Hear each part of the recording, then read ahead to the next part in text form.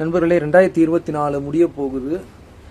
2023 சமயத்துலாம் இவ்வளோ ஃபாலோவர் இல்லை. நவம்பர் மாதம் பார்த்தீங்கன்னா தீபாவளி அப்போ 250 ஃபாலோயர், அவ்வளோதான். அதுக்கப்புறம் 250 2000 ஃபாலோயராக மாறினது எப்போனா அந்த காம்செட் சிமாயை என்னை பற்றி ஒரு வீடியோ கமெண்ட் போட்டிருந்தார் என்னோட ரீல்ஸில், இன்ஸ்டாகிராம் ரீல்ஸில். இது இன்ஸ்டாகிராம் பற்றி சொல்லிட்டு இருக்கேன், யூடியூப் பற்றி சொல்லலை. இன்ஸ்டாகிராமில் என்னை பற்றி ஒரு கமெண்ட் போட்டிருந்தார், குட் கோச் அப்படின்னு. எவ்வளோ பெரிய ஆளுங்க அவங்கெல்லாம் என்னை பற்றி கமெண்ட் போட்டாங்க. அந்த ஒரு ரீல்ஸ் தான் ஃபஸ்ட்டு 7 மில்லியனோ என்னமோ தாண்டுச்சு, ஃபஸ்ட்டு அந்த ரீல்ஸ் தான். அடுத்தது 2024 பிப்ரவரியில் இந்த நோயல் டைசல் அவர் இன்ஸ்டாகிராமில் என்னை பற்றி ஒரு வீடியோவே போட்டுட்டார். என்னோட ரீல்ஸ்லாம் எடுத்து ஹீஸ் எ நைஸ் மேன் அப்படின்னு ஒரு வீடியோவே போட்டார். அப்போ தான் 20,000 ஃபாலோவர்லேருந்து இன்ஸ்டாகிராமில் 2 லட்சம் ஃபாலோவரை ரீச் பண்ணினேன். அதுக்கப்புறம் வாழ்க்கையில் எனக்கு பெரிய ஒரு சோதனைனா மார்ச் மாதம் காலம்பரை மார்ச் 27ஆம் தேதி காலம்பரை 3:30 மணிக்கு எனக்கு ஃபோன் வருது.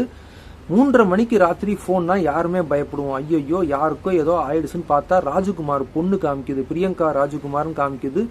தூக்கி வாரி போட்டுச்சு. என்னடா ஆச்சு அப்படின்னு ஃபோனை எடுத்தா நான் எதிர்பார்த்தது மாதிரியே கத்தரா, மாமா மாமா ஓடிவாங்க, அப்பாவுக்கு ஏதோ ஆயிடுச்சு, அப்பாவுக்கு என்னமோ ஆயிடுச்சுன்னு. இடுப்பில் வேஷ்டி கூட நிற்கல. எனக்கு ஓடி கதவு திறந்தா கதவு ஸ்டோர் கதவு பூட்டிருக்குமா, ஸ்டோர் கதவு ஃபோனை கூட கொண்டு போகலாம், ஃபோனை வீட்டில் வச்சுட்டே ஓடுறேன். திரும்ப ஃபோனில் இருந்து மாமா கதவு பூட்டிருக்குமா, ஸ்டோர் கதவு திறந்து விடுமா அப்படிங்கிறேன். ஓடி கதவு திறக்கிறா, லொங்கு லொங்கு லொங்குன்னு ஓடினா அப்படியே வேர்த்து கொட்டிக்கிட்டு உடம்பு பூரா வேர்த்து கொட்டிட்டு மூச்சு ஆன்னு இறச்சிக்கிட்டு இருக்கான். உடனே உஷா என்ன பண்ணினா, உஷா ஏன்ஸ்டா முன்னாடி ஏன்ஸ் மாடியில் ட்ரெஸ் மாற்றிட்டு இருக்கேன், என்ன புடவை கட்டிட்டு இருக்கேன், ஆட்டோ கூப்பிட்டாசு, இந்த ஆட்டோ வந்துடும் அப்படின்னு. பூக்கொல்லை பக்கத்தில் பூக்கொல்லைன்னு ஒரு ஏரியா இருக்குது, வரகநேரிக்கு அந்த பக்கம். அங்கேருந்து ரியாஸ்னு ஒரு ஆட்டோ டிரைவர் காலம்புற வந்தார். அவர் தான், அந்த ஆள் தான் நான் தெய்வமாக நினைக்கிறேன் உண்மையிலேயே. என்னாச்சுன்னா, நீங்கள் முன்னால் போங்கம்மா ஆட்டோவில், எனக்கு அந்த பயத்தில் டாய்லெட்டே வந்துருச்சு. ஏன்னா என்னை வாடா போடான்னு கூப்பிட்ற ஃப்ரெண்ட்ஸ் ஒரு 2-3 பேர் தான். நான், இவன், நவநீத கிருஷ்ணன், அப்புறம் கம்பெனியில் வேலைக்கு போனப்போ 2-3 பேர், சிங்கம்பொன்னரி ரவிச்சந்திரன், புதுக்கோட்டை ஸ்ரீதர், நாங்கள் தான் வாடா போடான்னு பேசிக்குவோம். இப்போ ரவிச்சந்திரன் ஸ்ரீதர்லாம் 96, 97 இதுக்கு போயிட்டாங்க, சிங்கப்பூர் போயிட்டாங்க. நவநீத கிருஷ்ணன் 2004-5 பெங்களூர் போயிட்டாங்க. எப்பயாவது பார்க்கறது தான், ஒரு 5-6 வருஷத்துக்கு பார்க்கறது தான், அவ்வளோதான். மற்றபடி வேற எதுவும் டச்சில் இல்லை. இப்போ இவன் இது மாதிரி ஆனானோடனே எனக்கு ஒன்றுமே ஓடலை, வயிற்று கலக்கிட்டு வந்துருச்சு. அதுக்கப்புறம் இவங்கள்ட்டேருந்து ஃபோன் கிட்டத்தட்ட 3/4 மணி நேரம் கழிச்சா நான் ஆஸ்பத்திரிக்கு போகிறேன். ஐசியூ வாசல்லேருந்து உஷா எங்கம்மா இருக்க அப்படிங்கிறேன். பக்கத்துலேருந்து ஆட்டோ டிரைவர் என்னை பார்த்துட்டு, அண்ணன் ஐசியூவில் தானே இருக்காங்க, போங்க, கவலைப்படாமல் போங்க அப்படிங்கிறாரு. ஐயோ நீங்கள் தான் ஆட்டோ டிரைவர், ஏன் நிற்கிறீங்க, பணம் தரணும் உங்களுக்கு அப்படின்னா. பணம் பரவாயில்ல, நீங்கள் உள்ளே போங்க அப்படின்னாரு. ரியாஸ், பூக்கொல்லை ரியாஸ். இல்லை ரியாஸ், நீங்கள் கிளம்புங்க, ரொம்ப சந்தோஷம் உண்மையிலேயே, நீங்கள் பூக்கொல்லை தானே, ஏதாவது வேணும்னா உங்களை கூப்பிடுறேன் அப்படின்னு சொல்லிட்டு ஃபோன் நம்பரை வாங்கி வச்சுட்டு உள்ளே போனால் இங்கே டியூபு 3 மானிட்டர் ஓடிக்கிட்டு இருக்கு. அப்படியே அதை பேச்சு மூச்சு இல்லாமல் ஆன்னு கிடக்கான். அவன் பொண்டாட்டி உஷாவா வயிற்றுல அடிச்சுட்டு அழுதுகிட்டு இருக்கா. அண்ணே யாராவது பண்ணி அவரை காப்பாத்துங்கண்ணே, என்ன செய்யறதுன்னு தெரியலண்ணே அப்படின்ட்டு. யாரையும் கூப்பிட முடியல, யாரையும் கூப்பிட தோணலை. எங்கள் 2 பேத்துக்குமே யாரையும் கூப்பிட தோணலை. வேறு வழியே இல்லைம்மான்னு சொல்லி 3:45 4 மணிக்கோ இன்ஸ்டாகிராமில் வீடியோ போட்டேன். போட்ட 15 நிமிஷத்துக்கு கிட்ட 15,000 வந்துச்சு.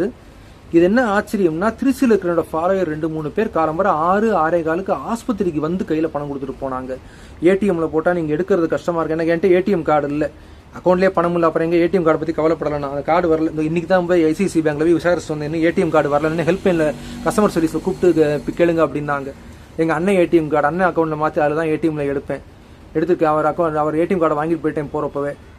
என்ன ஆச்சு, அந்த இவர் சொன்னார், நான் உங்களுக்கு பணத்தை போட்டால் நீங்கள் ஏடிஎம் எடுக்கிறது, ஏன்னா ஜிஹெச்ல உள்ளேருந்து நடந்து வரதுக்கே 1/2 மணி நேரம் ஆகும். அது பெரிய அந்த புது பிளாக்லேருந்து வாசலுக்கு வரதுக்கே ரொம்ப கஷ்டம். ஒவ்வொருத்தரையும் வண்டி எடுத்து ஸ்டார்ட் பண்ணிட்டு வர்றதுக்கு வண்டியை சங்கிலி போட்டு பூட்டிருப்பேன். பணம் கொடுத்துட்டு போனாங்க. 2 நாள் தான். அன்றைக்கே ராஜ் ரெக்கவர் ஆகிட்டாங்க. அன்றைக்கே காலம்பரம் 10 மணிக்கே ஜெனரல் வார்டு மாற்றிட்டாங்க. அடுத்த நாள் டிஸ்சார்ஜ் ஆகி வீட்டுக்கு வந்தாச்சு. அதுக்கப்புறம் அந்த பணத்தை வச்சு உடனே தில்லைநகரில் டாக்டர் ஸ்ரீனிவாசனை பார்த்து அவர்கிட்ட கொஞ்சம் பண செலவானாலும் நல்லா பார்த்துருவாரு. என்ன ஆச்சு, உடம்பு மொத்தமாக க்யூர் ஆகிடுச்சு. இப்போ இந்த பழைய மூச்சு திணறல், நெஞ்சு பிரச்சனை எதுவுமே வரதில்லை. சக்கரை பிரச்சனை கொஞ்சம் இருக்குது, இந்த கால் வலி இருக்குது, காலில் உணர்ச்சி இல்லைங்கிறான், அது மட்டும் கொஞ்சம் இருக்குது. அதுவும் கொஞ்சம் சரியாகிட்டு இருக்கு. இப்போ நடக்கிறான், இப்போ எல்லா வேலையும் செய்யறான். வெளியில் போய் வேலைக்கு போக முடியல, அது ஒன்று தான் அவனுக்கு வருத்தப்பட்டு இருக்கான். நான் நிற்க முடியலடா, நடக்க முடியல, ஒன்றும் பண்ண முடியல அவனு சொல்லி வீட்டில் சமையல் பண்ணிட்டு இருக்கான். அவன் முன்னாடி தையல் மிஷின் போட்டு ஒரு கடை வச்சிருக்கா, சின்ன கடை ஒன்று. கொஞ்சம் கஷ்டம் இதுதான்.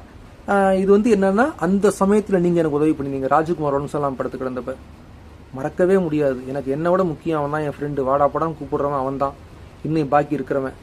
மீதி யாரும் டச்சில் இல்லை. இப்போ அதுக்கப்புறம் வீடு எப்படா இடிஞ்சு விடுன்னு பயந்துகிட்டே இருந்தோம். ஏதோ ஒரு மாதம் தாங்கும். இந்த மழை காலம் முடிஞ்சதுக்கப்புறம் நம்ம எப்படியோ பணத்தை புரட்டி அந்த உள்ள மட்டும் ஒரு 5,000 செலவு பண்ணி முட்டு கொடுத்து ரிப்பேர் பண்ணலாம்னு நினச்சிக்கிட்டு இருந்தேன். நவம்பர் 15ஆம் தேதி மழை கொட்டிக்கிட்டு இருக்கு. அப்படியே இடி இடிச்ச மாதிரி சத்தம். நம்ம பேப்பர்ல படிக்கிறோம், இதுலலாம் பார்க்குறோம். அந்த வீடு இடிஞ்ச சத்தம் எப்படி வருங்கிறது அது அனுபவப்பட்டாதான் தெரியும். நான் கூடத்துல படுத்திருக்கேன், 5 அடி தான் அந்த இடிஞ்சு விழுந்தது. அந்த என்ஜினியர் பையன் சொன்னார், கூடத்துலயும் ஒரு இடத்துல கூட ஓடு சரியா இல்லை, எல்லாம் முட்டு கொடுத்து தான் வச்சிருக்கோம். அந்த அதிர்ச்சியில வந்து ஒரு ஓடு இங்க கூடத்தை தவறி விழுந்திருந்தா எனக்கும் ஏதாவது ரொம்ப சீரியஸா ஆயிருக்கும். அந்த இடிக்கிற சத்தத்துல அண்ணன் வாசல்ல படுத்திருப்பார். அவர் வந்து டாய்லெட் பக்கத்துலயே இருக்குன்னு அங்க படுத்திருப்பாரு. அவர் என்ன நினைச்சிட்டாரு, கூடத்துல இடிஞ்சு விழுந்துருச்சு, எனக்கு தான் ஏதோ ஆயிடுச்சுன்னு அவரால் நடக்க முடியாது, ஏன்னு ஓடக்கூட முடியாது.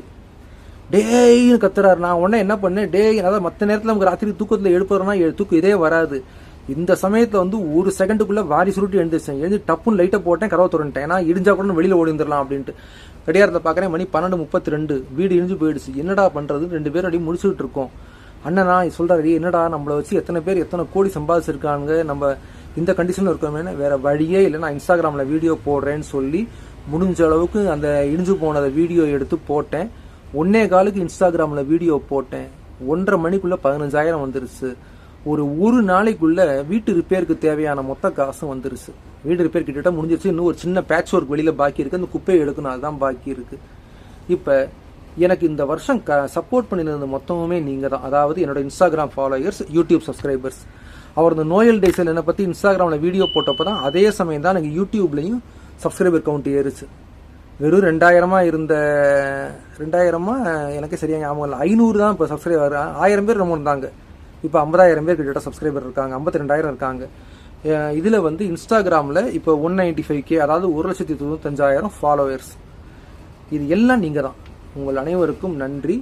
இந்த இதுக்கு நான் வந்து கடன் பட்டிருக்கேன். என்னை பொறுத்த வரைக்கும் இதுக்கு நான் நல்ல ரிசல்ட் காமிக்கணும். எனக்கு உதவி பண்ணின அத்தனை பேருக்கு நான் திருப்பி கொடுத்துருவேன் அப்படிங்கிறதையும் சொல்றேன்.